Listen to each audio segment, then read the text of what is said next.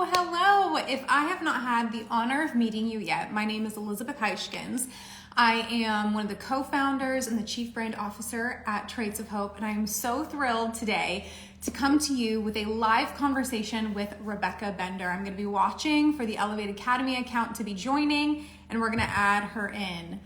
Oh, great. She just joined. We're going to bring Rebecca in here. As I'm bringing Rebecca on, it is Human Trafficking Awareness Month, and we just today released a collection of clothing made by survivors of human trafficking. We are partnering with our favorite ethical clothing brands called Elegant Tees. We've collaborated with them on and off many times throughout several years. We've always really loved their clothing and how it paired so perfectly visually with the Trades of Hope accessories, but also our mission coordinates so well with Elegant Tees and what they're doing. So all that being said, go check out the clothing collection when we're done here with Rebecca.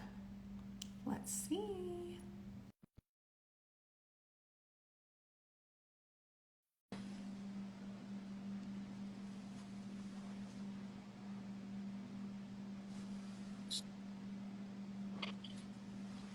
Hello. Can you hear me? I can. Can you hear me? Yes, I think I was just like yelling in my excitement when you started talking. Hi, everyone. This is so fun. But well, you've got great lighting. I'm trying to fix mine. Oh, no. You look great. You look amazing. Thank you so much for being here. For those of you who do not know, Rebecca is an absolute force in the fight against human trafficking. I'm going to let you introduce yourself, but I just have to preface it by saying we've been so honored to partner with Rebecca and her efforts for several years now. I think she is probably, I think I can say this, the coolest woman I know. I'm so grateful for everything that you do and all the ways that you let Trades of Hope play a really small part. So Rebecca, do you mind just giving yourself an introduction and introduce RBI and Elevate Academy and everything that you're doing? Yes, absolutely. Well, I want to say all the same things right back to you. You and I just love being around all of the Trades of Hope people. It's always such a good time to meet everyone in person and get to be at your events every year. Obviously, we love partnering with you guys and all the things that you do, but you are especially so fun to be with. And if you guys don't know, every time I'm invited to a Trades of Hope event, Elisabeth's tired of hearing this, but I'm always like, okay, what do I wear? Because if Elisabeth is going, sometimes I even want to text her like, okay, what's the color vibe? Like, what are we doing? But we took a picture at our last event showing just our feet together to show the differences too, where I had on these gold chained strappy shoes and you had on these beautiful elegant pumps, and it was just funny to show the difference in personalities too. But also we both value looking good while we do good. Yes. We want to look good while we fight for the justices that we believe in yes. for the world. It feels good to look good, right? You feel confident, you walk in rooms confidently. So yeah. I just love it. I value that a lot. Okay, so to share a little bit about what we do, RBI, the Rebecca Bender Initiative, is a nonprofit 501c3 that has two main programs. One is Elevate Academy, which is what you guys we partner with Trades of Hope on so much. Elevate is the largest online school in the world to help survivors get job ready after escape. So we have two cohorts, basically 2 semesters a year. We have about 125 survivors in every semester, so we serve about 250 a year. And we teach, in a 12-week class, we teach job readiness skills, life planning, career exploration opportunities, how to go on resume, how to build your resume, how to go on interviews if you have a criminal record, just so many things that really help survivors get economic empowerment and financial stability. Yeah. And I know we're going to get into that a little bit today on just, how survivors get into systems of vulnerabilities that get survivors into systems of exploitation and what that looks like when you escape, because those vulnerabilities don't go away just because you've been recovered or you're able to exit. But our second program is called Equip, and it's a little bit of a revenue generating program for us. I think sometimes I hear from donors like, are we paying for you to go train cops? And I'm like, no, the cops pay for themselves to get trained. It's fine. No one panic. But our second program, Equip, is really on how to train law enforcement on that identification, investigation, and prosecution. So we train undercover cops, prosecutors. I even take the stand and testify at trials as a subject matter expert on trafficking. So I get to travel around a lot, training different communities on how to even find survivors and how to talk to them. What is trauma-informed interviewing and open source investigations. So we do a lot of trainings for first responders in that investigation and prosecution, and then hope to help the survivors that are found and recovered and identified. So we call it kind of the bookends of a survivor's trajectory. Yeah. No, that makes sense. And this is a little bit off topic from what we were going to talk about, but I think it does play a part because of how I think it'll help paint a picture as to why there can be so much barrier to entry for survivors to find jobs, to find that economic empowerment. You know, you mentioned like it being hard if survivors have gotten in trouble with the law. Can you speak to, because I think we just don't think about that. We think like, oh my goodness, like survivors of human trafficking, like they were the ones who injustice was done onto them. So how can they even have like a record against them? How can that happen? And I know that's a lot of what your training with law enforcement is as well. Like, how do you identify? These are not people who are in the wrong. These are the people who had things, who were coerced, who were exploited, and just kind of that unfortunate gray area. And I don't mean gray area like right or wrong, but things that some people are ignorant to, that they need to be trained better. Can you just speak to that reality and how survivors find themselves in that situation? Yeah, well, the reality is that all of us know is that in the United States, prostitution is a crime. And so unfortunately, what happens and what has happened over, 30, 40, 50 years is most law enforcement are trained to arrest people in prostitution, and that prostitution is the crime. What we need to realize is that the commercial sex industry is where trafficking occurs, right? Trafficking isn't this isolated crime of people hidden in basements and tunnels. Like just how pharmaceutical industries doesn't mean there's not addiction and drug dealers, even if it is potentially a prescribed painkiller. So anytime you still have like a legal system and setup, there's still going to be bad guys that take advantage of getting money from that system. And so the commercial sex industry, which is definitely a crime, a gender-based violence crime, is the place in which traffickers sell their victims. And so it's really hard for law enforcement to sometimes identify and figure out what charges to bring on things such as the obvious soliciting prostitution. So if a traffic victim is found online during an undercover sting, cops generally will charge, that girl will come to the hotel room and then the undercover cop shows the badge and they get busted. We've all seen that Law and Order scene, that Law and Order episode of SVU. What we're trying to do is to get law enforcement to what they call reverse stings, where they're really trying to set up dangerous buyers that are coming to the room. So they're posing as people in prostitution so that they can identify dangerous buyers that are out there. And then also potentially they set up an operation where they're targeting victims that are known to be with alleged traffickers. I have to say that legally the right way. Known to be connected with illegal traffickers. So they're not just casting a net to anybody in the commercial sex industry, because that would be a waste of resources and potential criminal charges for people that might not be there under human trafficking, right? So we really take time with intel prior to an op to find victims online that we know are connected to alleged traffickers. And we're trying to set up dates for them to come. And then we have nonprofits that are usually in the hotel room that are offering resources, offering escape plans, safe housing. And generally from there, the law enforcement takes the information and begins a deeper dive and longer investigation on this potential trafficker, and hopefully then recovering many more victims that didn't show up that night, and stopping victimization of future targets that were on that trafficker's radar. So that's kind of how some of that works, and you end up with a criminal record because of soliciting prostitution. But there's other things that happen in a trafficking world because it's a dangerous industry.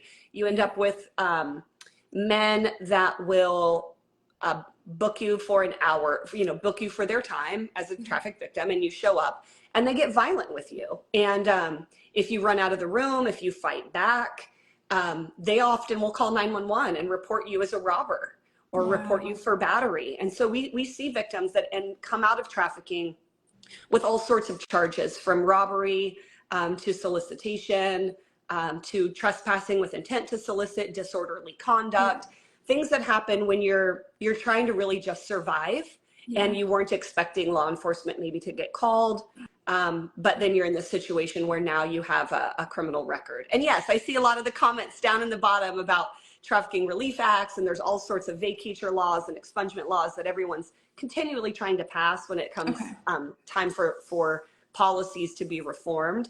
But it's not, our systems to change laws don't move as quickly as as criminal industries do, and climates change and trends change even within a criminal even within that criminal world, and our laws just often can't catch up as quick. So we still have hundreds and hundreds, if not thousands and thousands of victims who are trying to get back on their feet, and they have a criminal record, and it's hard to get a job when you have a felony. If you have a robbery on your record, you know how hard that is to get a job. It's almost impossible. And so trying to help people really figure out how to be economically empowered, really financially stable, so that they don't get re-victimized, fall back into re-exploitation and rates of recidivism. Those all increase when you live in poverty. So poverty is not freedom. We've talked about this, a lot with Trades of Hope. And so anyway, that's kind of how, not only why we do the trainings and help to prevent the arrest of victims, but also so that we can help law enforcement figure out how to do this better and how to be able to vacate their own charges or drop charges, things like that. Yeah, I know that's like a small departure from what we were going to discuss, but I think it is important as we're talking about like next chapters and healing and, those barriers to entry when survivors are trying to enter their next chapter. I think it's important context. I mean, and I've heard you speak so many times, had so many conversations, but even just like listening to you, I learned new things just here today. So I appreciate, like, the context is very, very helpful. Yes. We had to, when we were talking about what we were going to discuss here today, I love that you brought up the idea of talking about just the crossroads of poverty and in trafficking. You had already mentioned vulnerabilities already within the last 10 minutes, and obviously not having access to resources sustainably for your to help make sure that you and your family have what they need to live a safe and healthy life. Like, that is a major vulnerability, and you already started to just speak to how they're so intertwined. And to me, there are two sides to that. There's the prevention aspect. Like, if women and families didn't have these vulnerabilities, there would be less of a leverage for coercion and exploitation. But then also what you just mentioned as far as vulnerability still being there, like even if they are able to come out of that situation of being trafficked, what does that look like? And you mentioned there being a risk of someone being like exploited and trafficked again. And so I think it kind of needs to be bookended from both like the prevention side and the I'm not really sure what you would call that. Reintegration, probably.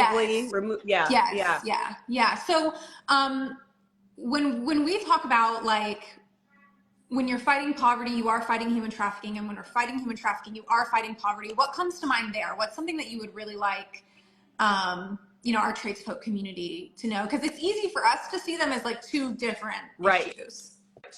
If you could take the Venn diagram of poverty and trafficking, they would have so many places to overlap. I could do this in front of my face so that I'm in the screen. But yeah, poverty and human trafficking really go hand in hand. And two things that come to mind. One is I just want to say there's many, many ways to fight trafficking. There's prevention efforts, there's reintegration strategies, there's policies like making sure you vote for certain bills in your state, help with that kind of criminal record expungement we just talked about. There's demand reduction. So if you have sons, learning how to raise sons in a really hypersexual world. There's street outreach, there's intervention and crisis, like there's so many ways to fight trafficking that we want to encourage people to find areas that you're passionate about and do something, right? Whether it is talking to your kids about online safety. Most trafficking cases that I work, victims are recruited online. And so it's not stranger danger, although we obviously always want to teach our kids to be safe from any type of predator. But the crime of trafficking is rarely stranger abduction. The crime of trafficking is somebody gaining the trust to their victim. So it's really about keeping your kids safe online. Who are they talking to? Who do they think they know? And even, you know, not just kids. When my daughter went off to college, it's like, you know, having to talk about like how to keep boundaries when you feel uncomfortable at a party, how do you know that who you're dating and talking to on a dating app is someone that they say they are? It's all of those type of things. So there's so many ways to fight trafficking. Talking to, you know, again, your sons, voting right, doing things like partnering with Trades of Hope and making sure that everything that you're doing is with Trades of Hope, you know, is making sure to help people in poverty or establish new livelihoods. So again, so many ways to fight trafficking. But when it comes to the overlap of poverty specifically, you know, we share what's called like the life story or the life cycle of a traffic victim. And this was actually created by the Novo Foundation. They have a really great video on their website. But it's kind of three ways you think about the vulnerabilities that exist in somebody's life. Those are the on-ramps to being trafficked, because traffickers target people with vulnerabilities, regardless of the typology of crime, whether it's karaoke bars in Cambodia, streets of Brooklyn, online ads in Seattle. You know, trafficking can look really different based on the culture and community in which you live. But even though it can look different, the number one common denominator is that traffickers target vulnerable people. So vulnerabilities like poverty, race, gender, predisposition to domestic violence in the home. We call it the ACEs, if anyone's heard of the Adverse Childhood Experiential Study. ACEs is a great screening tool on if someone has vulnerabilities. So those are all the on-ramps to being higher risk for exploitation. Yeah, people are struggling with houselessness, the unhoused community, LGBTQ, runaway, drug addicted, substance use. Like there's so many vulnerable factors, right? Poverty is definitely on that list.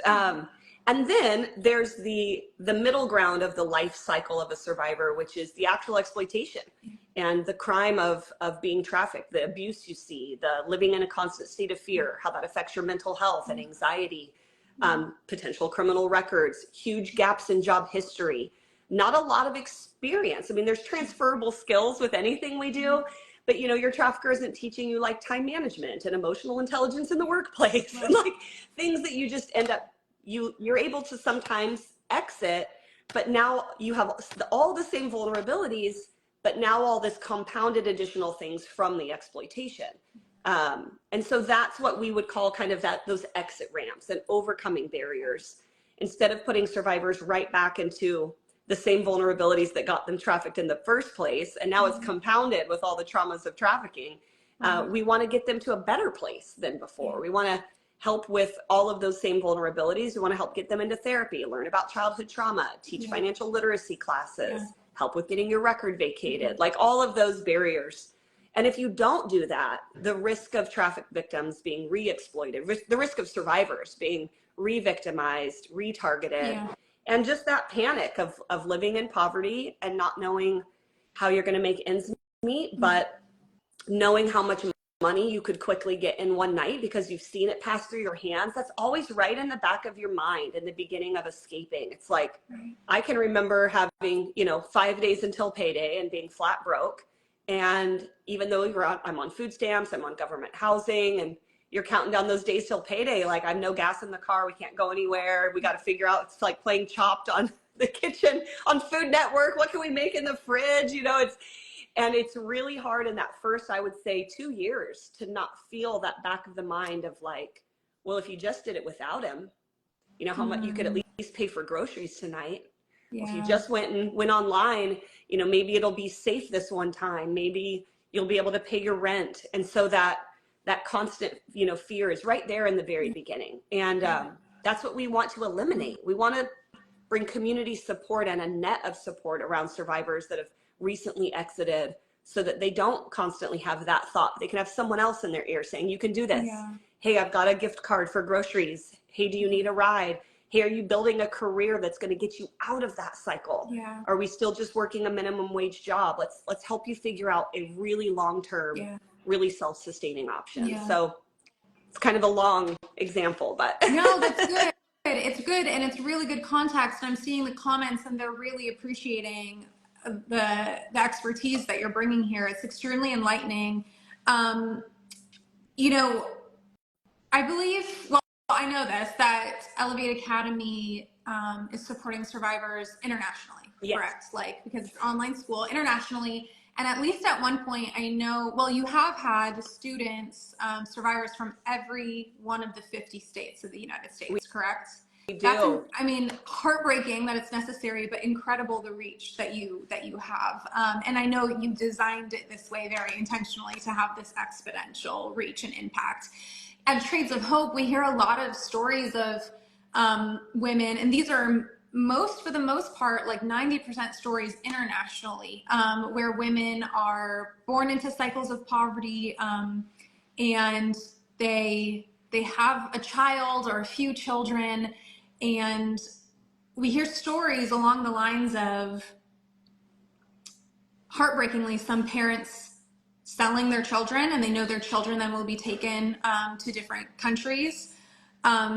We have our heartbreakingly stories of parents, basically, like, well, parents selling their children's bodies again and again within their home, and we have just so many heartbreaking examples of what poverty, international, global poverty is doing, and how that is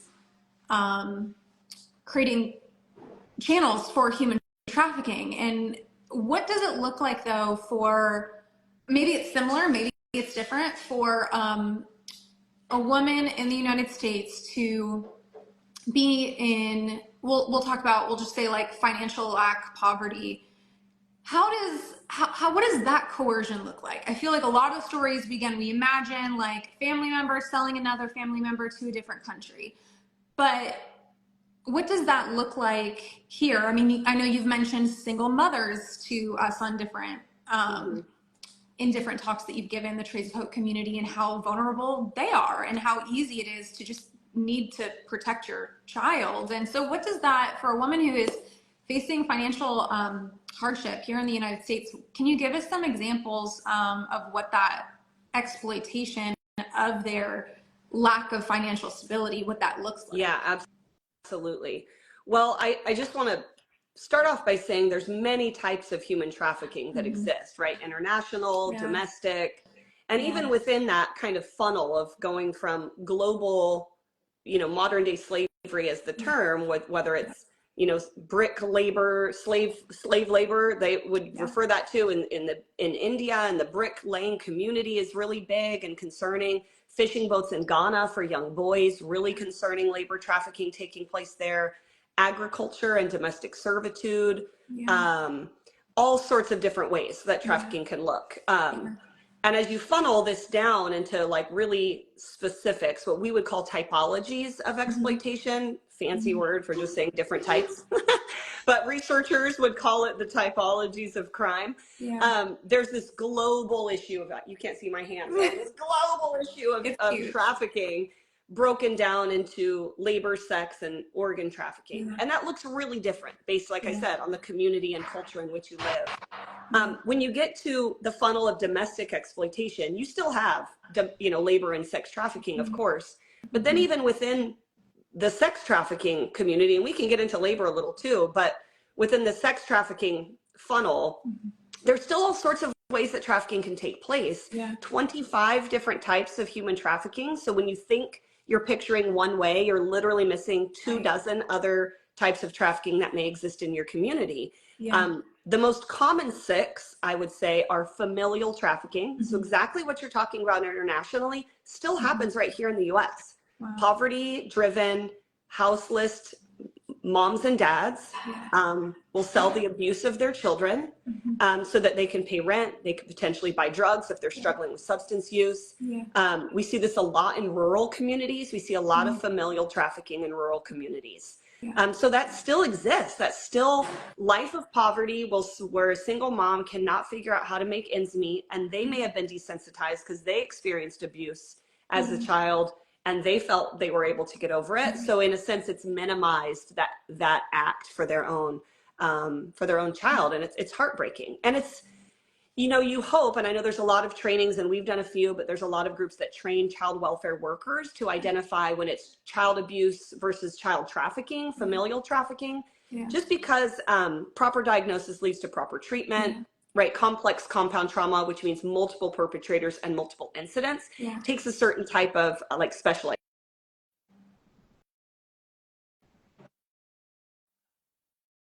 But as we continue looking at those varying types of sex trafficking, there's all sorts. There's what's called Romeo trafficking. I know someone just commented there, where someone is pretending to be a romantic partner. They're grooming you, they're taking time to date you, and they take a significant amount of time. You're chatting online, you're meeting in person, and you might even meet friends and family thinking that it's the natural organic progression of a relationship.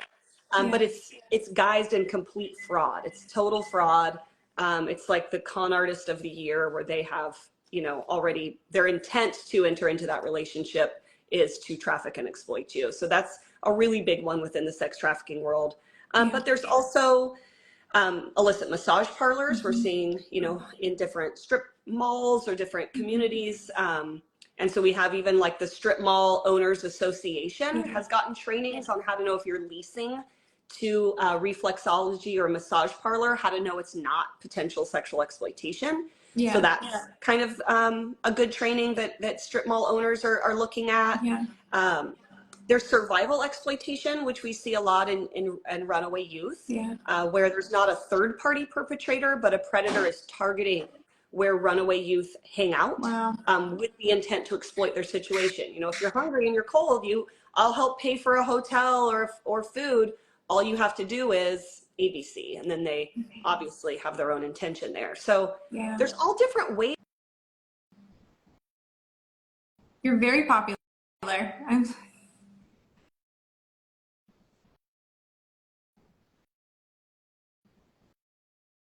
Okay, I think I'm still live, right? Can someone let me know in the comments, like, I'm still here? You're here. You're here. Amazing. Perfect. Who would have thought I'm going to get to the delivery in the 1 30-minute window of all of today, right? Like, what are the odds? Anyway, that's kind of it. There's so many different ways it can look, but at the root of it is all poverty, right? It's all poverty. It's all lack of access to education, to housing, to food. Right. And oftentimes it can be within, like you're saying, systemic poverty, where it's like you're born into cycles of poverty. And that's no different here in the US. Right. We still have, might be in a developed country, so it might look a little different, but that system and experience still exist. I would say one of the other top traffickings, we had familial cantinas are a big one, illicit massage, survival exploitation, Romeo trafficking, and even within Romeo trafficking, there's other types of pimp control trafficking. But the next one is gang trafficking. And so we do see gangs that are selling more than just drugs or guns. Like we used to kind of have this idea, if you're within, you know, a street gang, then there's certain ways that product that you're selling to keep money coming in. And they've added people to that. And that also can be mixed sometimes in a Venn diagram with familial, because if a child is had by 2 gang members, they're born into a gang life. And then other gang members start exploiting that person when they become maybe a teenager. And that fear and lack of support is now the whole gang is after you. Your parents can't really do anything. And so it can be really difficult.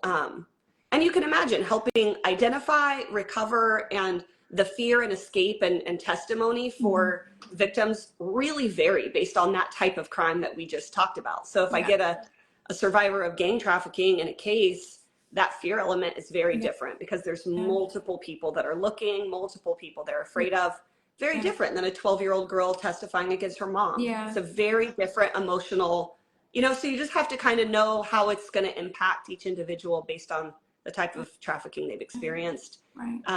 But all of them have vulnerabilities. So the barriers and the exit and the fear might look different, but the compounded trauma is the same, and everyone has vulnerabilities they're struggling with, and that led to them being targeted. So and you know, I want to be careful the way that I ask this because obviously I know you cannot speak for every survivor you've come into contact with, and I definitely don't want it to come across as me like passing judgment or anything like that. But for the sake of education, like, would it be safe to say that if a majority of survivors, like if they didn't have that financial vulnerability, like if they were parents who could provide for their kids, if they were parents who could provide safe housing, if they hadn't run away and now they're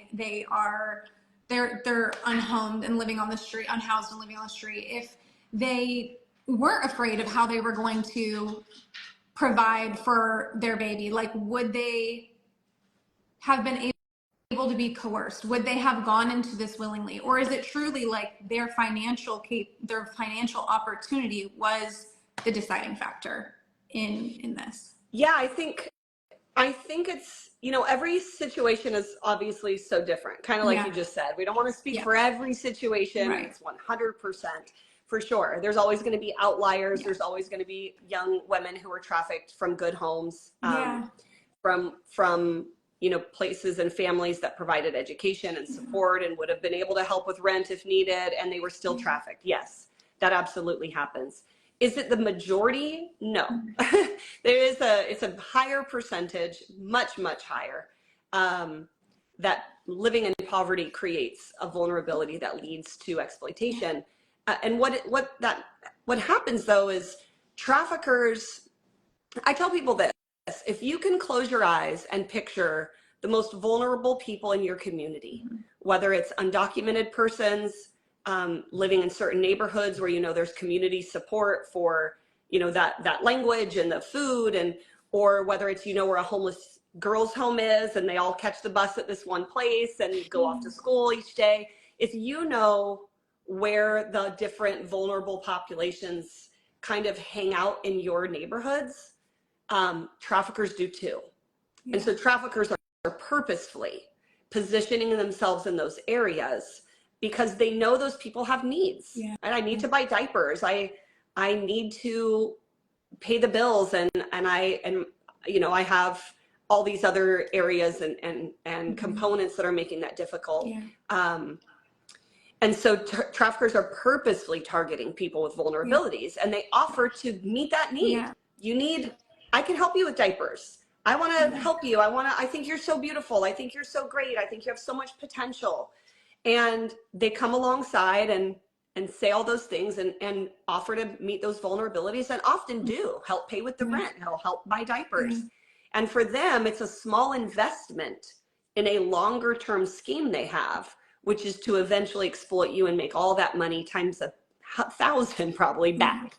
And so that's how it generally works. Now, is that to say that there's not people from good families? Yes, I think, you know, I was raised in a decent middle class home. I didn't experience huge amounts of poverty, although, you know, when my parents divorced, it was really hard for my mom to make ends meet. I really was alone a lot because she had to work a couple jobs to make ends meet. My dad struggled with alcoholism. So there's still vulnerabilities, even in good homes.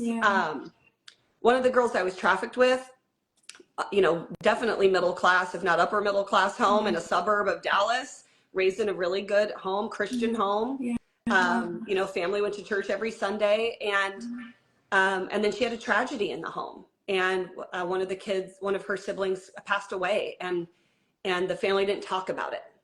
And so it just created this like separation from being able to connect, and made her feel, and she talks about this publicly all the time, so I'm not sharing anything that you can't listen to on her TED Talk.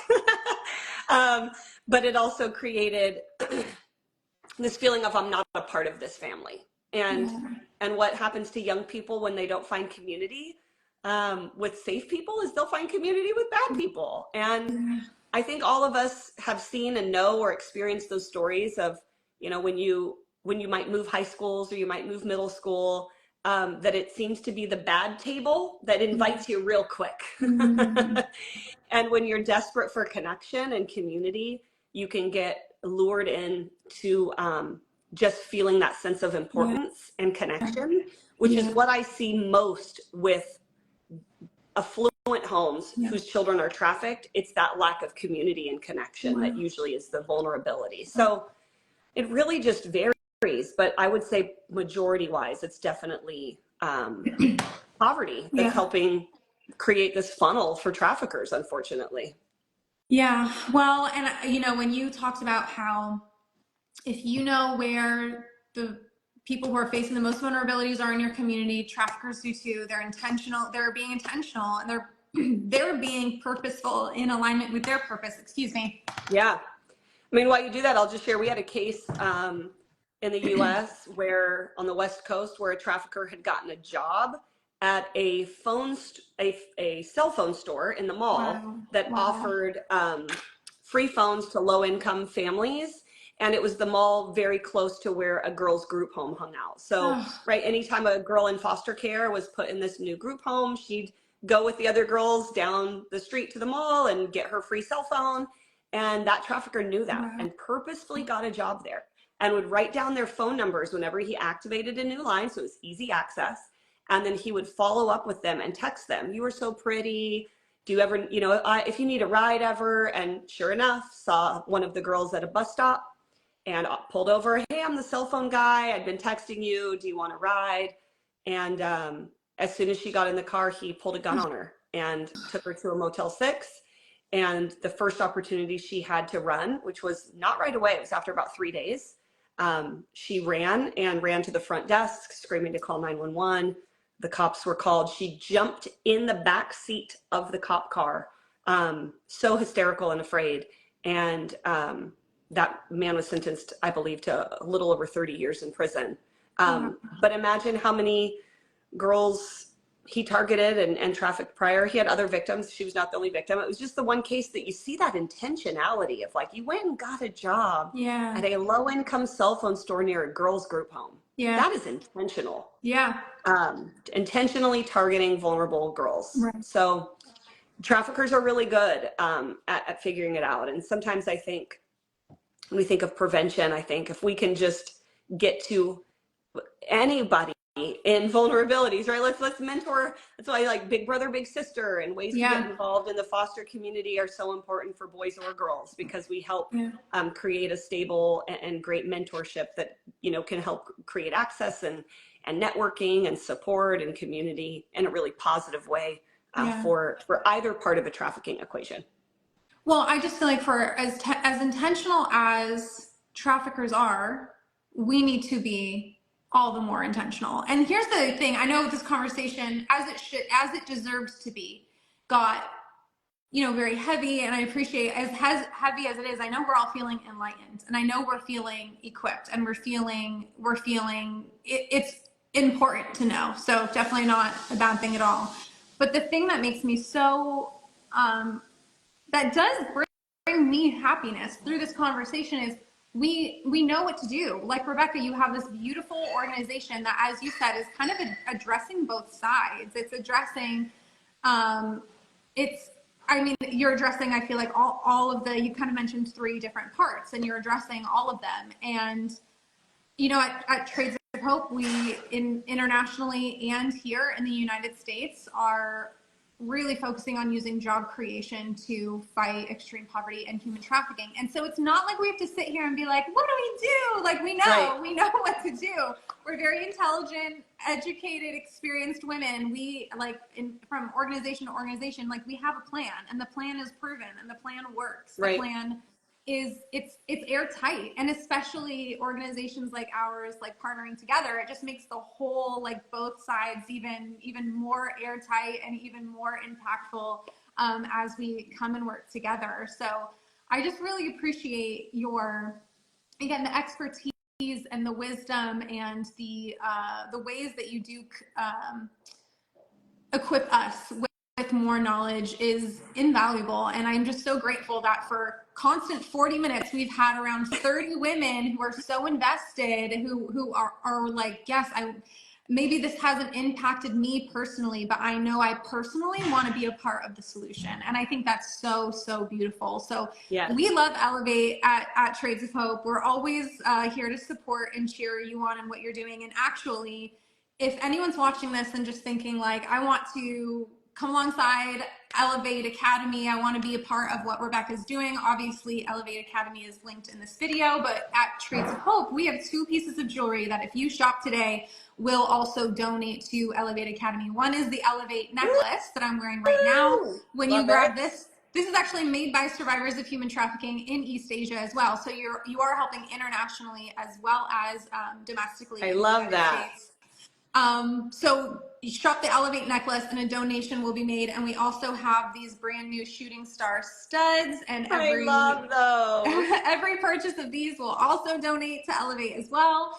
And then lastly, if you want to gift one of the students of Elevate Academy in their welcome boxes when they enter Elevate Academy, you can purchase the peacock journal or the blue braided bracelet, and they won't come to your house, but they will be sent to Elevate Academy to be given to survivors and students. So many ways that you felt moved during this, from listening to Rebecca and this conversation, that you can take an tangible, actionable step right now is head to our website, and you can find all those things. And what I love about this funnel, Elisabeth, is I just want to say, I just want to make sure that people also like understand the gravity of, not only are you creating jobs for survivors internationally by making all the products that you just saw, but then you're donating resources and tangible items for every survivor that comes through our school, that they get a welcome box when they start classes. And we, like Elisabeth, we decorate things really well. So we've got like beautiful tissue paper and big satin ribbons and handwritten "We Believe in You" cards. And when they get that box, we can't tell you how many survivors reach out and are like, oh my gosh, I feel so special. I've never gotten a gift without having to give something back in return. Or this was the first time I put on a cap to graduate ever in my life. And so to hear the stories of how these tangible boxes, whether it's the welcome box or the grad box, like is making in people's lives is huge. But also, just so you know, we employ survivors too. So the woman that puts all of our boxes together, she ships them to, we give the address to you guys, you ship them to her house, and she puts them together. She has them in a storage unit right next door to where she lives. And every semester she's, part of our team, and she goes down and packs all the boxes by hand, and it employs her. So, and most of our staff are survivors of trafficking, all of the faculty. So, the percentage that's given, it's providing that teacher that's teaching budgeting. She's a survivor of trafficking. So you're hitting so many places of like the international creation, the tangible student that gets something, and the employment of the domestic survivor that gets jobs with us. And so if fighting trafficking can feel really overwhelming. It's like, oh my gosh, where do I begin? And so it's like, just start by buying a journal. We can start there. It's great. If you want to become a monthly partner with us, if you want to become a Trades of Hope partner, that's great. Like, you can keep expanding. You can download resources on our website about how to talk to your kids about trafficking. Just start there. Buy a journal, talk to your kids. Like, it doesn't have to be, I'm going to go start this nonprofit and quit my job and become a forensic nurse. Like, although you can do that too. Those are also very needed. We need all parts. But other things, when it's time to pass laws in your state, if you're interested on what laws and report cards, reach out to us.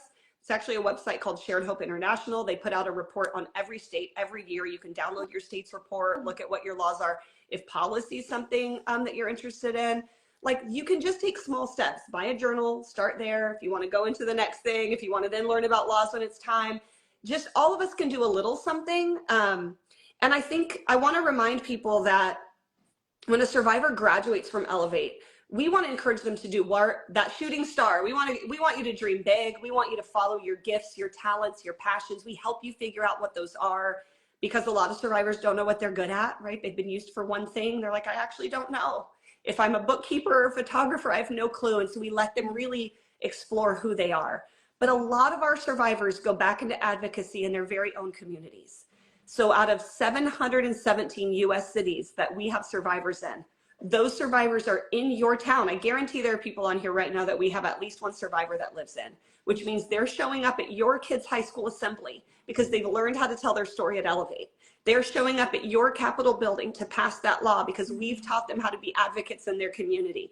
Not the only reason. We're a small part, I'm sure, in their bigger thing of how they've learned all of this stuff. But I just want to remind you that's like, when you're supporting a survivor, not only are you helping her pay her bills and giving her education, but you're actually making your community safer. You're providing survivor leadership in your community, on your task force, at your kids' high school. And I just think it's a brilliant way that like the whole package comes together, from the creation of the necklace you're wearing to your kid's school getting an assembly spokesperson, to providing a job for someone, you know, maybe potentially within your city too. So I just love the way it all works together.